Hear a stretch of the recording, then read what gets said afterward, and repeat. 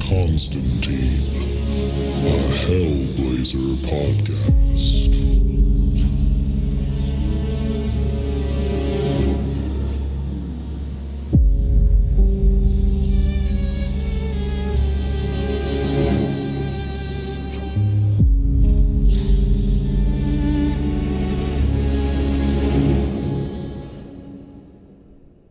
Hey there, everybody, and welcome back to John Constantine, a Hellblazer podcast. Today we're doing issue 101, and just a little catch up on what happened last time.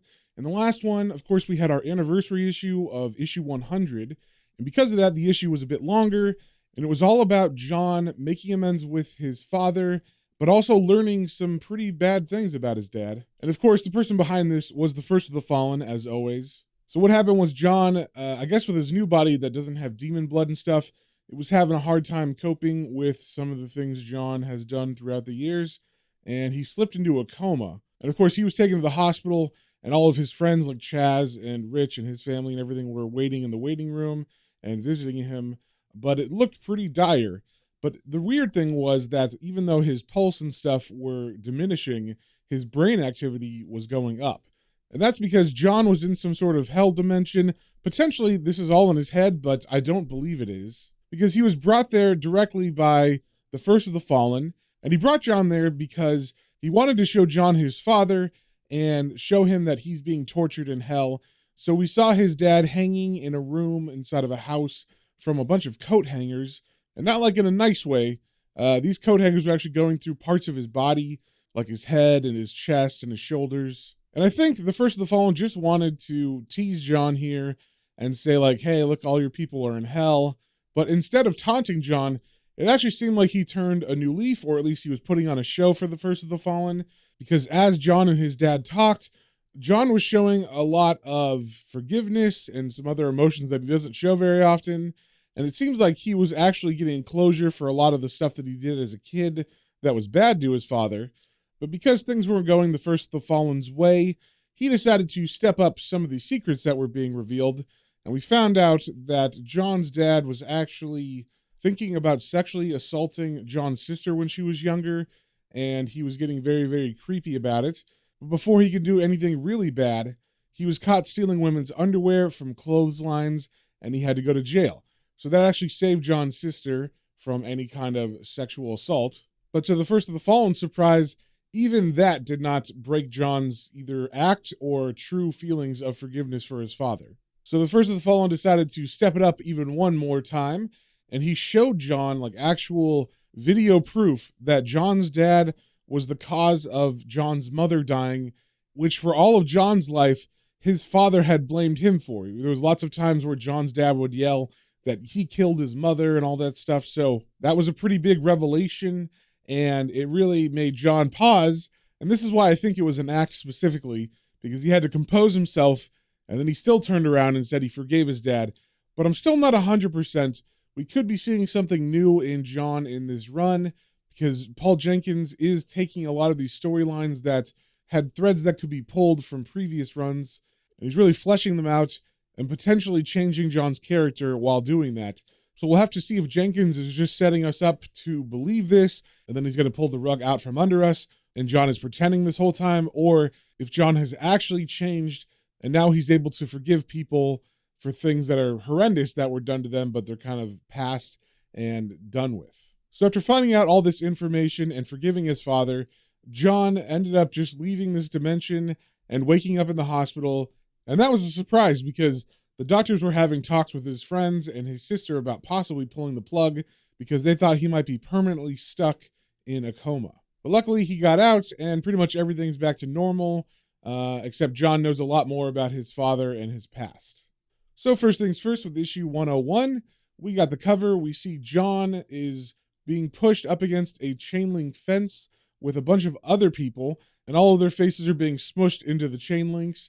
And in the background, we see what looks like a skinned man. So all you can see is his skeletal structure and his musculature, and he is staring out through the fence at us. And this issue is written by Paul Jenkins with art by guest artist Al Davison. And as we turn to the first page, we see a couple panels of a nice house in a nice neighborhood, And inside of the house, there are three men getting dressed and ready. They are white men. You can't really tell their age, but they don't look like they're very young. They look like maybe in their 30s or 40s. Although the house that they are in is obviously one of the men's mothers. So even though they're older, apparently one of them lives with their mom still. And as they're getting ready, the narration says, "It's Saturday, and Arsenal are out of the cup. So what will the Gooners do then, poor things?" And actually, I just realized something about these three guys. The way that the artist drew them, they look like the Three Stooges. So one of them is bald and fat, one of them is skinny and has a bowl cut, and the other one has long hair and is skinny as well. And the guy with the bowl cut, who kind of looks like Mo, his hair is blonde, and apparently this is his mother's house because she comes up to him with his coat and she says, "Here you are, Gavin. Have a nice time, love."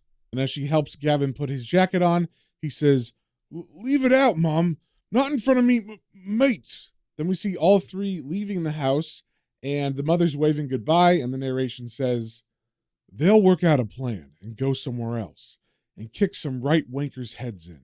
So in case you didn't know, because I don't know a lot about this culture, what the narration is talking about is these three guys who are, I guess, football hooligans or soccer hooligans. And we know that because Arsenal is a team, and I guess these guys are all for Arsenal. They're actually wearing red scarves, which is, I guess, Arsenal's colors. And like the narration said, Arsenal is not in the cup, so these guys are going somewhere to figure out a plan of how they're going to fill out their day while the cup is going on. And I'm assuming they mean the World Cup, or maybe there's some other cup series that's in England. Once again, I'm very, very deficient in football knowledge, so if anyone wants to send me an email to correct that, please do so. So as the three men are walking, we do see them pass a fence, and there's a bunch of graffiti on it. We see some pictures of what look like cannons, which I believe is Arsenal's symbol.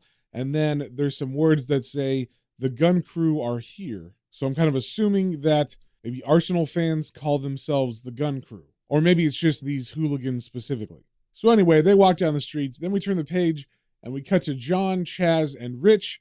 And it looks like they're getting ready for something as well. And the narration says, "It's Saturday, and Arsenal are out of the cup. Not that John Constantine cares." And it seems like Rich and Chaz are already standing up and ready to go, and they're waiting on John, who's sitting on the bed, still getting dressed. And we see Chaz wearing a scarf of his own, much like the other guys who are for Arsenal, except Chaz's is blue and red instead of solid red. So as Chaz is leaning against the doorway waiting for John, he says, "Come on, Constantine. If you hurry, we can make the boozer." As John combs his hair, he says, "Yeah, hold your horses. Fucking mental you two are. I'm supposed to be convalescing." And then Rich walks over to John and he hands him a scarf and he says, "Best medicine this is, Conj. It'll be a right bloody laugh, man. Here you are, look. I got you a spare."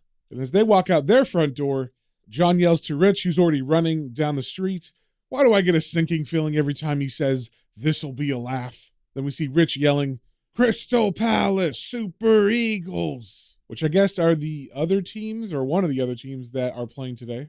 Then we turn the page and we cut to a very creepy room. It's a small room of brick and plaster, and on the wall we see nailed to it 11 human faces that seem to have been ripped off of skulls because they're like masks on the wall now. And we see a hand reach out and grab one of these faces and put it on, and the hand and body of this thing are kind of revealed to us slowly. And we see this humanoid creature has no skin on its entire body.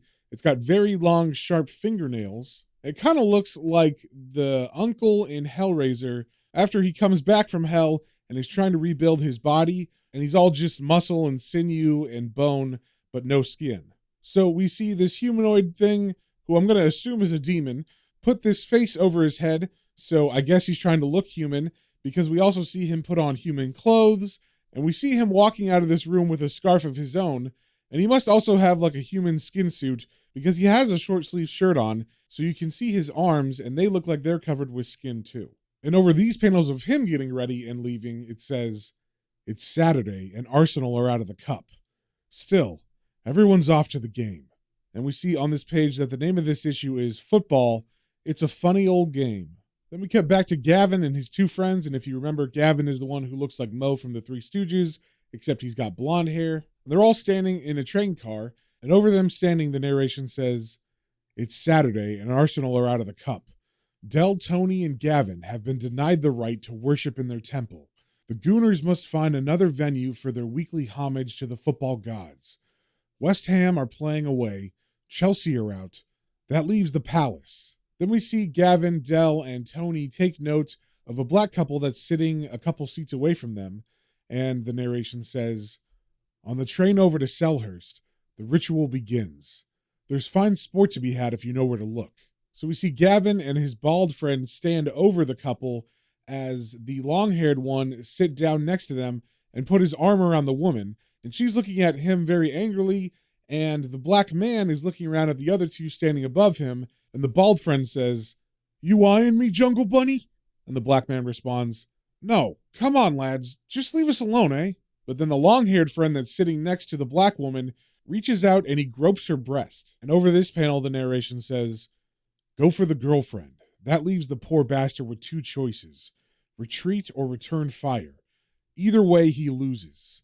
See, if he decides to try it on, he gets the shit kicked out of him.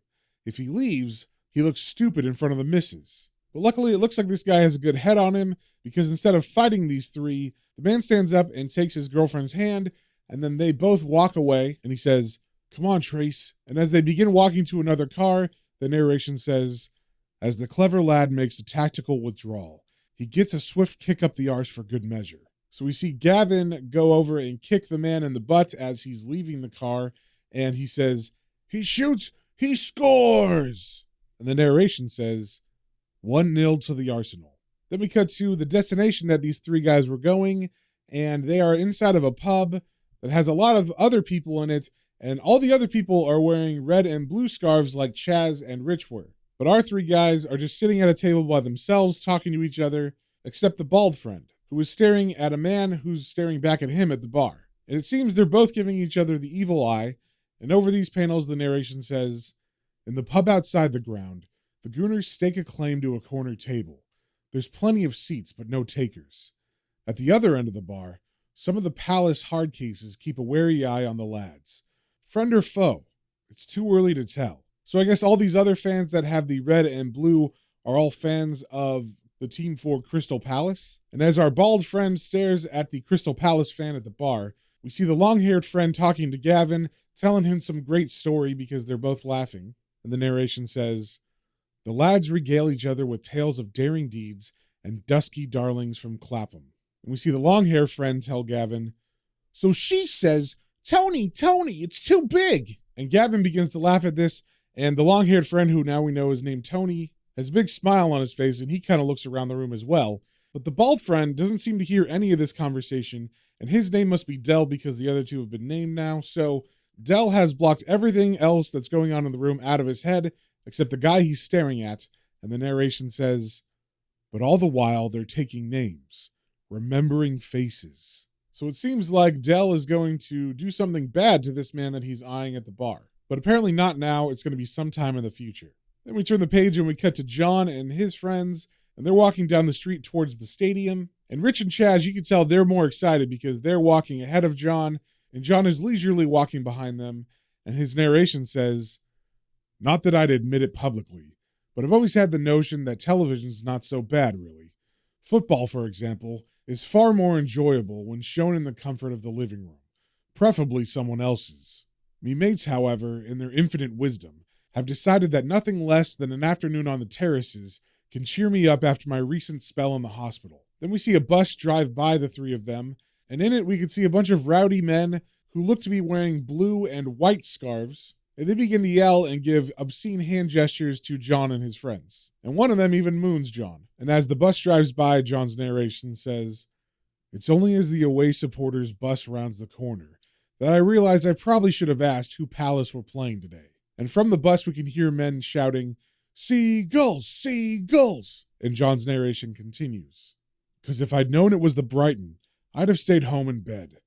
Still, I bet the nurses will be quite amused to see me back in the emergency room so soon." So it seems John is anticipating violence from the Seagulls fans, but he still walks into the stadium with Rich and Chaz anyway. Then we turn the page and we cut to our three friends, Gavin, Tony, and Del, and they are now arriving at the stadium as well. And immediately they see a fan of Crystal Palace walking by them, and he's an older gentleman with a cane, and Del reaches out and shoves him with his hand and says, "Huh, look out, Granddad." And the old man falls hard onto the ground, but he gets right back up and he stands in their face and he says, "You think that's bloody funny, eh? I'll show you what's bloody funny." And as he says that, a bunch of Crystal Palace fans, including John and Chaz and Rich, all begin to walk up behind the man, and they just kind of stand there threateningly as Gavin, Del, and Tony think about maybe fighting, but Del actually holds Gavin back and says, "Come on, lads. Game's on in a minute." Then we turn the page and we cut to the stands where we see Chaz and Rich cheering along with all the other Crystal Palace fans. And in the middle of all that, it's kind of like a Where's Waldo, where we see John just standing and looking kind of angry as he smokes, and he doesn't look to be having a good time. And over this panel, the narration says, "The game begins. Joyous Palace fans exult as their heroes make way into the field. They join together in the singing of the first hymn." Then we hear all the Crystal Palace fans yell out, "Oh, jingle bells, Brighton smells, Billy Smith's a queer. Don't hold hands with a Brighton fan or you'll get gonorrhea. Oi!" And we also see standing in the Crystal Palace section are Del, Tony, and Gavin, are Arsenal fans. And the narration says, "The match kicks off. The Gooners don't notice. They're embraced by the Palace Hardlads today, united against a common enemy." Then we cut to the field and it looks like one of the Palace players has fouled one of the Seagull players. And the narration continues, "But the game is not 3 minutes old when disaster strikes. The referee, clearly an imposter sympathetic to the Brighton cause, commits the ultimate act of sacrilege." Then we see the ref throw up a card at the foul, and all of the Palace fans erupt immediately, except John, of course, who's standing there not really showing any emotion. And the narration continues, "The stadium is stunned into momentary silence. The mood of the crowd suddenly turns very nasty indeed." Then we get a shot of the stairs that are in between both sets of fans. So in this stadium, all of the Palace fans are on one side and all the Seagulls fans are on the other. And there's stairs in between them. And there's a chain link fence on either side of the stairs so that the fans can't get overexcited, I guess, and get violent with each other. But it seems that the Palace fans are so upset about this foul that they begin to yell at the Seagull fans, who begin yelling back at the Palace fans. And now both sides are pressing against their respective fences on either side of the stairwell, screaming at the other. And the narration says, "The enemy fans are jubilant. Their team has scored a minor victory, and they're not about to let it go unnoticed.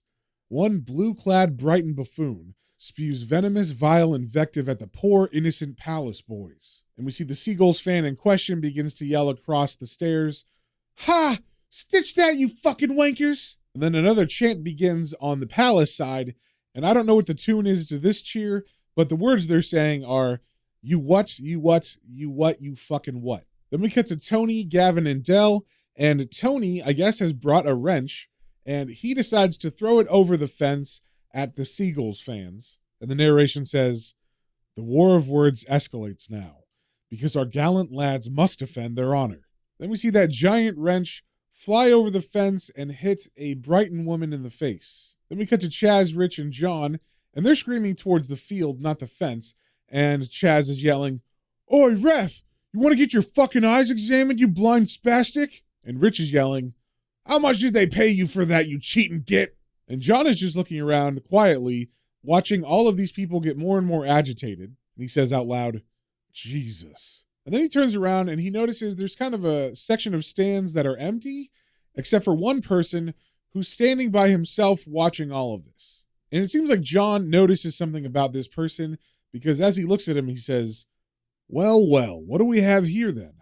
And then he decides to walk over to the man, and he stands next to him and leans against the railing, and he says, "Don't even think about it." The man looks at John very angrily, and he says, "Who the fuck are you?" And John doesn't look back at him. He just lights a cigarette, and he puffs away, and he says, "That's a good question, isn't it?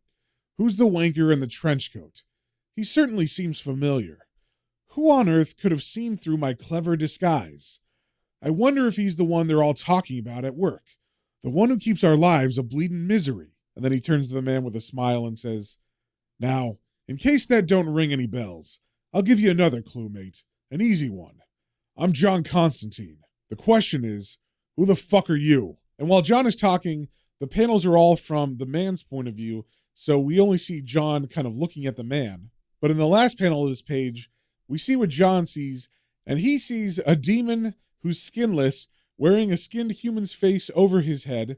So it seems John has seen right through this demon's glamour or spell. And in response to this, the demon opens its mouth and sucks in and begins to catch the human skin around his lips and suck it into his mouth. So he's eating the human skin on his face now. And once the skin is all gone and eaten, the demon says to John, "Ah, the great John Constantine. I had thought you lacked the balls to attend such a gathering of oiks. Are you here to hurt me, John Constantine? Whatever shall I do?" And unimpressed, John says back, "Listen, Sunshine, I'm just not really in the mood, all right? Either state your name and business, or fuck off back where you came from." And then the demon's very long tongue comes out, and he begins licking around his face on his musculature. And he says to John, "I expected better of you, mage. If you think hard, you will already know who I am. I am Havoc incarnate." And then from his completely black eyeballs, we see some kind of green energy come from it. And inside of the eyeballs, we see what looks like a man cheering. So it's kind of like we're getting sucked into his eye. And inside of that, we're seeing 3 different distinct scenes of violence, specifically at sporting events. And in the first one, he says, "I am Hazel Stadium, a clash of rivals, the eruption of insanity on the terraces. I am 30 innocent children crushed to death under a wall." And in this panel, we're seeing the aftermath of everything he said, where all these people are crushed to death under what looks like a collapsed section of stadium. And his narration continues over the second panel, where we see a bunch of people fighting and kicking each other, again at a soccer stadium. And his narration says, "I am Rio de Janeiro, a disputed penalty call, an unexpected loss for the home team. I am the madness that spills into the field, a murdered match official. I am 70 others dead and dying." Then we cut to the third panel, which looks like a riot has broke out after a game on the streets, and we see people throwing chairs and furniture through glass shop windows, and of course lots of people are fighting with each other. And the demon's narration continues, "I am Bernabeu, a sudden frenzy that sweeps through the streets and leaves only destruction in its wake. I am the essence of the fanatic, the embodiment of the malevolent crowd dynamic." And then we cut back to the demon who's staring at John, and he says, "And now I'm here." And as John stares at the demon, his narration says, "It's all too clear now. This nasty little bastard is different. He's the worst kind of demon, one given substance and power over our own ignorant perversion. He goes where the mood takes him. The catalyst for disaster is here in the stands, feeding upon the fans' territorial posturing. It's no longer merely a football match. It's the build-up to World War III. And I've landed right in the bloody middle of it." But always playing it cool, John just pulls out a cigarette and lights it, and his narration says, "There's no time to plan, only to lie through the skin of my teeth." And he says to the demon, "No way, mate. Not a fucking chance. Not unless you want to go through me." And the demon replies, You're bluffing. I know of you, Constantine. You have no sway over me." And John gets a big grin on his face and he says, "Don't I? Maybe you're right. Maybe I am just a useless wanker in a trench coat. But you better ask yourself if it's worth the risk." And the demon says to John, "I have no desire to stand against you, Constantine, but you are too late to bring this to an end." And as he says this, he gestures to the angry crowd, and he continues saying, "I exist because they make it so. Even you cannot alter the mood of the crowd." And very sternly, John says, "Not good enough." And this makes the demon nervous, and he says, Perhaps a compromise." And then he points to someone in the crowd, and he says, "One soul will suffice. Just one or many. You must choose." And as John thinks about this deal, his narration says, "He's got me, of course. There's no way I could stand against him, even if I felt up to it. I try hard to not let him see. I don't want any more blood on my hands, but my choice is already made." Then we see John look towards the stands where the demon was pointing, and I guess the demon wasn't singling anyone out specifically, he was just pointing at the fans, but John does single out the group of Arsenal fans that we've been following, Dell, Gavin, and Tony, and it seems he has chosen one of them to be sacrificed. but he hasn't said anything. He's just looking that direction. But it seems like the demon can read John's mind because he says, "Yes, you have made a good choice." But obviously John was just kind of thinking about them, and he didn't actually pick anybody specifically and say it out loud. So he says, "No, wait, I never said." But the demon cuts him off and says, "Oh, really, John Constantine? Of course you did. Look at them, the sniveling little pricks that they are. Do they really deserve better? They are drowning children, floundering in a sea of fatuous remarks and violent iniquity. They have no hope for redemption. And after all, John Constantine, for them, it's purely a matter of time." And then the demon changes the color of his scarf from the palace colors of red and blue to the Brighton colors of white and blue. And then he turns around and walks away from John towards the crowd, and he says, "Truth be told, you will have done us all a great service." Then we cut to Del, Gavin, and Tony, and it looks like the crowd behind them is getting really riled up, and so are they. And the narration says, "Del, Tony, and Gavin are caught up in the surge, a tidal wave of red, white, and blue. Somewhere in the swell, they feel the gods of football enter their souls. Then we're seeing on the field, the Palace players are kicking the ball and missing goals. And we also get a picture of the clock, so I'm assuming time is almost out for the game." And the narration continues saying, "Nearly every miss brings the pain of dreams unfulfilled. Every second that ticks away is a knife in their hearts. And now, even the Arsenal are distant memory. They're urban gladiators, Palace fans, and the Brighton have to come up to London to steal their women and invade their territory. There's gonna be a right kicking." Then we see Tony, the long-haired friend of the Arsenal boys, jump over the side barrier onto the field and rush to the other side of the fence where all of the Brighton Seagull fans are cheering. And of course, his Arsenal friends follow, but also a bunch of the other fans that were in the stands next to them see Tony do this, and they think that's a pretty good idea, so they begin to jump onto the field as well. And over these panels, the narration says, "Del, Tony, and Gavin lead the charge against the abominable foe. Bravely, they scramble from the trenches. They are the first to face enemy fire.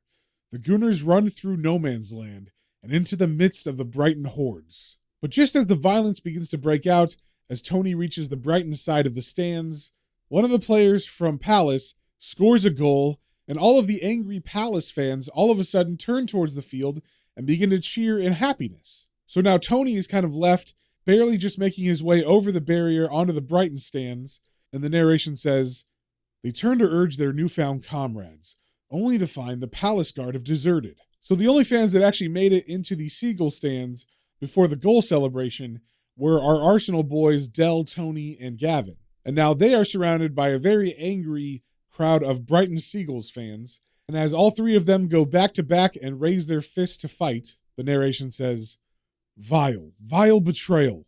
The cowardly Palace boys have lost their mettle. The Gooners are surrounded, but still, they are not afraid." And we hear Del yell out, "Oh, fuck! Come on then, you bastards!" And the crowd obliges, and they move in and begin to beat up the Arsenal fans. So in the middle of all this chaos, as all of them are getting beaten, we see the demon in the crowd, and it moves straight for Gavin as it pulls out a switchblade and stabs Gavin in the chest directly in the heart. And immediately Gavin begins to bleed out, and it seems like it's not just a stab, it's also a gash right in the middle of his chest, as if the demon stabbed in and was able to cut through the bone and everything and slash down. And then the demon leaves very quickly as Gavin falls to the ground, and Gavin says, Tony, don't tell me, Mum." And then he falls down dead. And now, of course, the police are seeing this, so they rush from the field into the Brighton area. They find Tony and Del beaten very badly, but Gavin is for sure dead on the steps. Then we cut to an overhead view of the stadium, and the narration says, "Gavin's dead. Tales of his heroism will be told in the terraces for years to come. The Gooners will make a day trip to Brighton in his honor. The temple is empty now. The worshippers go their separate ways. Some will meet up later in the pub and talk of conquests new. Some will watch the replay on telly. But for each, there's one self-evident truth, a guiding principle that keeps them going back to the games every Saturday. See, when all's said and done, it really doesn't matter if you're a Gunner, a Gooner, or a Yiddo, Palace fan or Brighton man. on one thing we all agree on. It's a funny old game. And under this narration, we get panels of John and his friends leaving. Then we get a panel of Gavin's body being loaded in an ambulance. And we see Tony and Dell are being questioned by the police. And then we turn to the last page, which is a full page splash. And we see the demon, which I guess is called Havoc, dragging the soul of Gavin to hell. And that, my friends, is the end of the issue. And once again, I don't know that much about football, so I might have got some stuff wrong. If I did, I apologize. And feel free to send any of those corrections to my email, planes, trains, and comic books, all one word, @gmail.com, or feel free to message me on Patreon. And with that, we will see you guys on the next one.